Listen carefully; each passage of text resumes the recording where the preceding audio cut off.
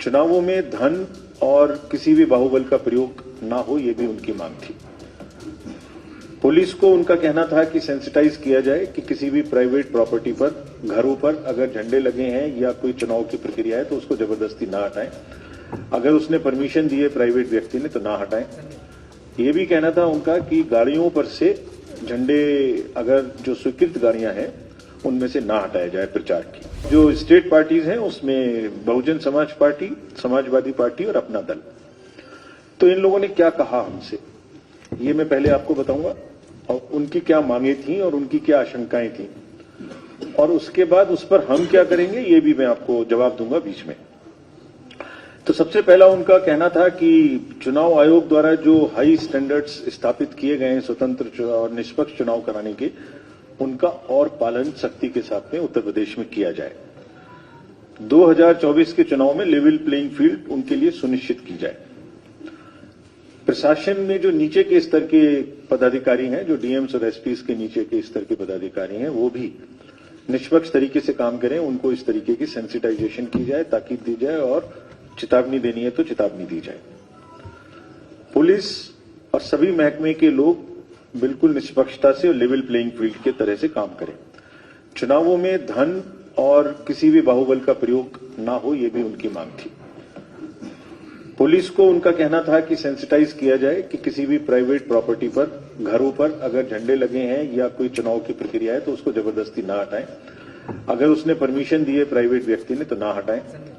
ये भी कहना था उनका कि गाड़ियों पर से झंडे अगर जो स्वीकृत गाड़ियां हैं उनमें से ना हटाया जाए प्रचार की। कुछ सुविधा के लिए ये भी कहना था कि जो पार्टी के कैंडिडेट्स हैं उनको चेकबुक जो है बैंक से बहुत छोटी छोटी मिलती है खर्चे के समय में। हमने ये ताकीद की हुई है कि सभी खर्चा चेक के माध्यम से होगा। तो उनका कहना था चेकबुक थोड़ी जल्दी बड़ी दिलवाई जाए। जो चुनाव रैलियां या कोई भी चीज पॉलिटिकल पार्टी को डिस्ट्रिक्ट एडमिनिस्ट्रेशन से जरूरत है, जैसे फील्ड आवंटन करने की जरूरत है, गाड़ियों की परमिशन है, वो फर्स्ट कम फर्स्ट आउट के आधार पर दी जाए। ऐसा नहीं कि मैंने पहले ग्राउंड की एप्लीकेशन दी और मेरे बाद कोई आया उसको आपने दे दिया। मतदाता सूची के बारे में सभी पार्टीज का कहना था कि काफी मेहनत हुई है, काफी अच्छा बना है, बहुत सारे लोगों को प्योरिटी के लिए काम किया गया है, लेकिन अभी भी अगर कुछ लोगों का डिलीशन या एडिशन होना है तो वो किया जाना चाहिए। प्रमाणित निर्वाचन सूची की कॉपी राजनीतिक दलों को उपलब्ध कराई जानी चाहिए। जो हाई राइज बिल्डिंग है, ताकि अर्बन एपैथी को रोका जा सके, उनमें बूथ बनाए जाने चाहिए, ऐसा उनका कहना था। गर्मी का समय होगा तो सभी पोलिंग स्टेशंस पे आवश्यक सुविधाएं, जिसमें शेड हो, पीने का पानी हो, टॉयलेट हो, मेल फीमेल दोनों अलग अलग, और रैंप भी हो हमारे पर्सन्स विद डिसेबिलिटी को चढ़ने के लिए, ये भी उनकी मांग थी। ज्यादा से ज्यादा जागरूकता अभियान चलाया जाए, और जैसे मैं आपको बताऊंगा, बहुत यंग वोटर्स की बढ़ोतरी हुई है राज्य में और पूरे देश में, उनके लिए भी विशेष अभियान चलाया जाए। ईवीएम के बारे में भी कुछ लोगों की आशंकाएं थी। उनका कहना था कि कोई ईवीएम का विरोध नहीं कर रहा है, वो ऐसा नहीं चाहते हैं कि ईवीएम ना हो, बट ये कहना था कि आप इसको और ऐसे साधन अपनाएं जो विश्वास और जग सके। कुछ ने कहा कि 50% बीवीटी को काउंट कराइए, कुछ ने, एक दो पार्टी ने कहा कि आप रैंडम तरीके से चुनिए जिसकी आप चेकिंग करते हैं पोस्ट के समय में। मुझे अफसोस है कि आपको प्रेजेंटेशन में नहीं दिखाई दे रहा है, सब दिखता। हम इसको साथ ही साथ आपको सोशल मीडिया के माध्यम से उपलब्ध कराते रहेंगे।